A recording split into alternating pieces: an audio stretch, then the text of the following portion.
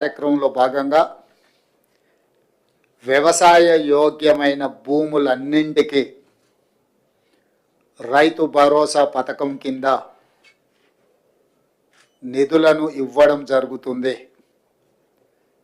గత ప్రభుత్వం రైతు బంధు పథకంలో భాగంగా సంవత్సరానికి 10,000 ఇస్తే మా ప్రభుత్వం ప్రజాపాలనలో రైతులందరికీ సంవత్సరానికి 12,000 రూపాయలు ఇవ్వాలని నిర్ణయం తీసుకున్నది. అదేవిధంగా భూమి ఉన్న రైతులకు రైతు భరోసా పథకం కింద వ్యవసాయ యోగ్యమైన ప్రతి ఎకరాకు 12,000 రూపాయలు ఇస్తున్నప్పుడు తండాలలో గూడాలలో మారుమూల పల్లెల్లో ఉన్న భూమి లేని వ్యవసాయ రైతు కుటుంబాలు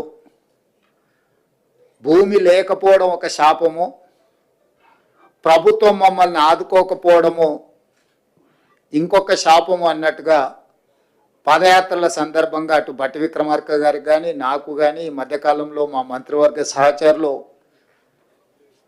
పర్యటనలకు వెళ్ళినప్పుడు దృష్టికి తీసుకురావడం జరిగింది. అందుకే మా ప్రభుత్వం భూమి లేని వ్యవసాయ కుటుంబాలకు ప్రతి సంవత్సరానికి 12,000 రూపాయలు వాళ్ళకు కూడా ఇవ్వాలి, వాళ్ళు కూడా మన సమాజంలో మనలో భాగమే అని గుర్తించి ఈ పథకాన్ని అమలు చేయాలని నిర్ణయం తీసుకున్నది. ఈ పథకానికి ఇందిరమ్మ ఆత్మీయ భరోసా పథకం అని చెప్పి నామకరణం చేయడం జరిగింది.